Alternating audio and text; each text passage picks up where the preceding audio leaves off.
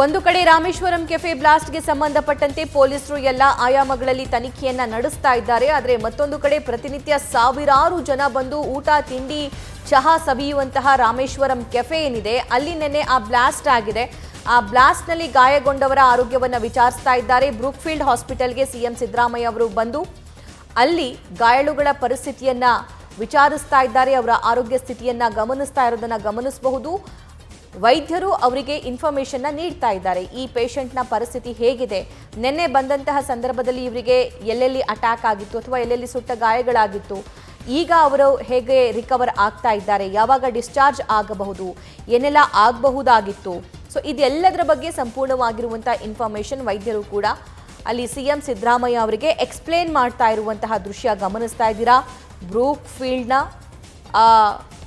ರೋಗಿಗಳನ್ನು ಇರಿಸಿರುವಂತಹ ವಾರ್ಡ್ನ ದೃಶ್ಯವನ್ನು ಗಮನಿಸಬಹುದು. ಸಿಎಂ ಕೂಡ ಏನೆಲ್ಲ ನಿನ್ನೆ ಆಗಿತ್ತು, ಯಾವ ಕಂಡೀಷನ್ನಲ್ಲಿ ಈ ಪೇಷಂಟ್ ಹಾಸ್ಪಿಟಲ್ಗೆ ಬಂದರು ಅನ್ನುವಂತಹ ಮಾಹಿತಿಯನ್ನು ಕಲೆ ಹಾಕ್ತಾ ಇದ್ದಾರೆ. ಕೇವಲ ವೈದ್ಯರಿಂದ ಮಾತ್ರವಲ್ಲ, ಆ ಪೇಷಂಟ್ಸ್ ಕೂಡ ಮಾತಾಡಿಸೋ ಪ್ರಯತ್ನವನ್ನು ಸಿಎಂ ಸಿದ್ದರಾಮಯ್ಯ ಅವರು ಮಾಡ್ತಾ ಇರುವಂಥ ದೃಶ್ಯ ಗಮನಿಸಬಹುದಾಗಿದೆ. ಇನ್ನು ವೈದೇಹಿ ಹಾಸ್ಪಿಟಲಲ್ಲೂ ಕೂಡ ಚಿಕಿತ್ಸೆಯನ್ನು ಪಡಿತಾ ಇದ್ದಾರೆ 5 ಜನ. ಅದರಲ್ಲಿ ನಿನ್ನೆ ರಾತ್ರಿ ಒಬ್ಬರು ಡಿಸ್ಚಾರ್ಜ್ ಆಗಿದ್ದಾರೆ. ಬ್ರೂಕ್ಫೀಲ್ಡ್ನಲ್ಲಿ 3 ಜನ ಚಿಕಿತ್ಸೆಯನ್ನು ಪಡಿತಾ ಇದ್ದಾರೆ. ಅವರ ಆರೋಗ್ಯವನ್ನು ಖುದ್ದು ಸಿಎಂ ಸಿದ್ದರಾಮಯ್ಯ ಅವರು ಹಾಸ್ಪಿಟಲ್ಗೆ ತೆರಳಿ ಅವರ ಆರೋಗ್ಯ ವಿಚಾರಿಸ್ತಾ ಇರುವಂತಹ ದೃಶ್ಯವನ್ನು ಸ್ಕ್ರೀನ್ ಮೇಲೆ ನಾವು ಗಮನಿಸಬಹುದಾಗಿದೆ.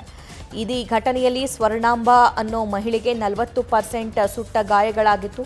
ಸದ್ಯ ಅವರ ಪರಿಸ್ಥಿತಿ ಸುಧಾರಿಸ್ತಾ ಇದೆ.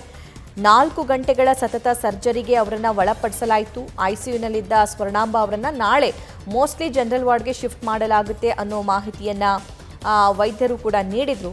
ಸ್ವರ್ಣಾಂಬ ಅವರ ಪೋಷಕರು ಅವರಿಗೆ ವಾಪಸ್ ಮೈಸೂರಿಗೆ ಕಳುಹಿಸಿಕೊಡಿ ಅನ್ನುವಂಥ ಮನವಿ ಮಾಡಿಕೊಳ್ತಿದ್ದಾರೆ. ನಾಳೆ ಆ ಕೆಲಸ ಕೂಡ ಆಗಬಹುದಾಗಿದೆ. ಇನ್ನು ರಾಮೇಶ್ವರಂ ಕೆಫೆಯಲ್ಲೇ ಕೆಲಸ ಮಾಡ್ತಾ ಇದ್ದಂತಹ ಒಬ್ಬ ವ್ಯಕ್ತಿಯ ಸ್ಥಿತಿ ಕೂಡ ಈಗ ಸುಧಾರಿಸಿದೆ ಅನ್ನೋ ಮಾಹಿತಿ ಇದೆ. ಕ್ಲೀನ್ ಮಾಡ್ತಾ ಇದ್ದಾಗ ಏಕಾಏಕಿ ಏನು ಕಾಣಿಸ್ಲಿಲ್ಲ ಅನ್ನುವಂಥ ಸ್ಟೇಟ್ಮೆಂಟನ್ನು ಆ ಬಾಲಕ ನೀಡಿದ. ಆದರೆ ಸದ್ಯಕ್ಕೆ ಆತನು ಕೂಡ ಚೇತರಿಸಿಕೊಳ್ತಾ ಇದ್ದಾನೆ. ಇನ್ನು ಬ್ರೂಕ್ಫೀಲ್ಡ್ನಲ್ಲಿ ಚಿಕಿತ್ಸೆಯನ್ನು ಪಡಿತಾ ಇರುವಂತಹ ಫಾರೂಕ್ ಮತ್ತು ದೀಪಾಂಶು, ಸೊ ಇವರು ಕೂಡ ಚೇತರಿಸಿಕೊಳ್ತಿದ್ದಾರೆ. ಅವರ ಆರೋಗ್ಯವನ್ನು ಸಿಎಂ ಸಿದ್ದರಾಮಯ್ಯ ಅವರು ವಿಚಾರಿಸ್ತಾ ಇರುವಂತಹ ದೃಶ್ಯವನ್ನು ನಾವು ಗಮನಿಸಬಹುದಾಗಿದೆ.